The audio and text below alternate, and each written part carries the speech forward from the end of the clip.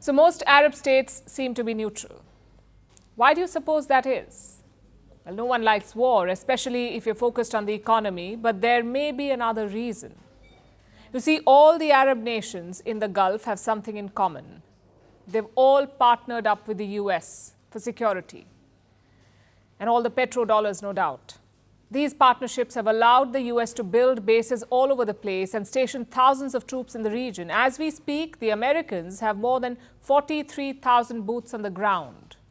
And more soldiers are on the way. Where are they headed? Well, here's a map of the region. And these are the American military sites in the area. There are a lot, both permanent bases and makeshift sites. The smaller sites are all over the place, even in Arab nations which are sympathetic to Iran. Countries like Iraq and Syria. The Americans have bases there too. Then there are bases in Jordan, Saudi Arabia, Egypt and Oman.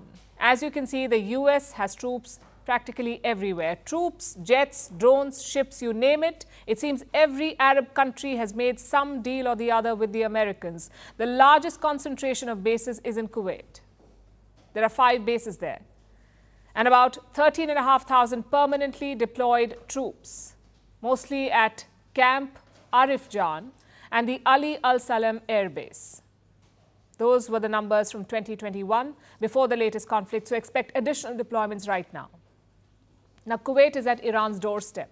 That is why it makes sense for the Americans to boost their presence there. You also have other major US bases in Bahrain, Qatar and the UAE. Again, these are long-term installations, making them ideal for an additional influx of troops. Another major base is in Djibouti in Africa, at the tip of the Red Sea, right across from Yemen, which is where the Iran-backed Houthi group is based in Yemen. We told you that the Houthis plan to step up their attacks on global shipping. Well, the US is prepared. Not just with that base in Djibouti, but also additional naval deployments. The US already had ships in the Red Sea to deter the Houthis. Now it has sent 4 more, 4 guided missile destroyers to augment its presence. The Americans also have ships in the eastern Mediterranean Sea. This is near Israel's coast, which means near both Gaza and Lebanon. You may have heard the term gunboat diplomacy. It's when countries send both diplomats and warships to another nation, just in case negotiations fail. The US was famous for this back in the day, and it seems old habits die hard.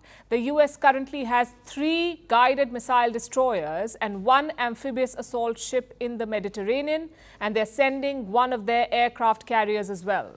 The USS Harry S. Truman is on its way to West Asia. It is traveling with a strike group.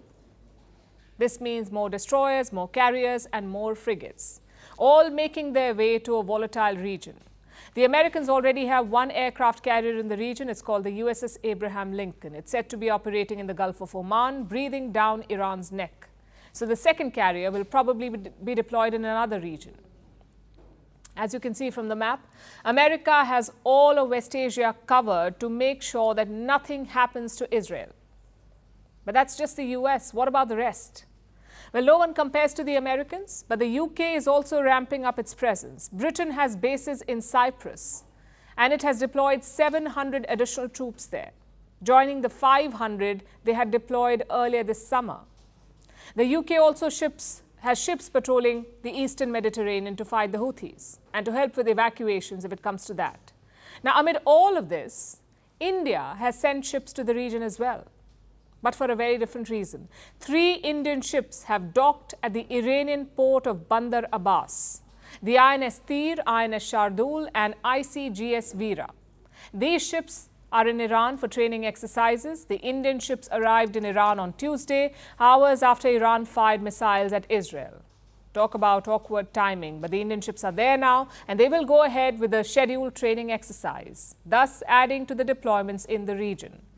So that's how things stand right now. As you can see, West Asia is a powder keg. The next strong move can set it off. Let's hope it doesn't come to that. Firstpost decodes the U.S. election. Explains how America chooses its president. Your primer on the race to the White House. Everything you need to know about how America votes and its global implications. U.S. Election Explained. Every Monday and Thursday only on Firstpost.